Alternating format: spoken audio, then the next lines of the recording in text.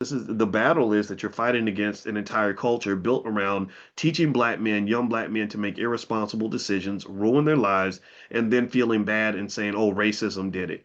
Racism did not make you put your penis in that woman's vagina. You did that. You chose to do that. And so at the end of the day, when are we going to start having these honest conversations? Hey, and I don't think that we have enough of those conversations because it keeps on happening over and over and over again. So really teaching kids delayed gratification at an early age is probably the most important lesson that you'll ever teach them when it comes to wealth.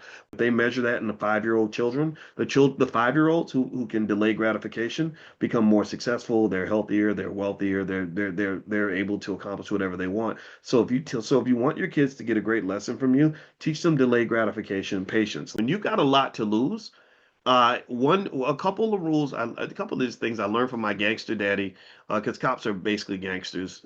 They're kind of the same thing, just different sides of the law.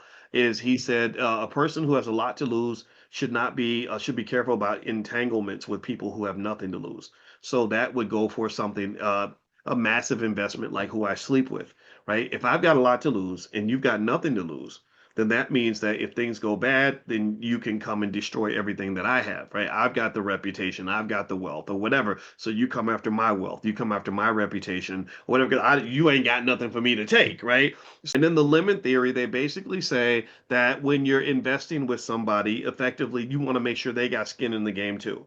Like so, if you're a vice president and you're worried about your reputation, you might want to go sleep with another vice president who's also worried about their reputation. And then you have mutually assured destruction, which keeps the peace. Like the nuclear, they say that when Russia and the US all have nuclear weapons, they get the weapons not to use them, but to just show that, like, look, if you blow me up, then I'm gonna blow you up, and we all just gonna be blown up, and that's not good for nobody. So you agree, like, look, you don't mess with me, I ain't gonna mess with you, and we'll be straight.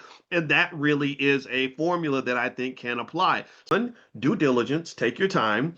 You jump into stuff. Impulsive investing always ends up bad, whether you're investing your body or investing your money. So investigate before you invest. And then number two is make sure they got something to lose too. If you got a lot to lose, you probably don't want to spend a lot of time around people that have nothing to lose.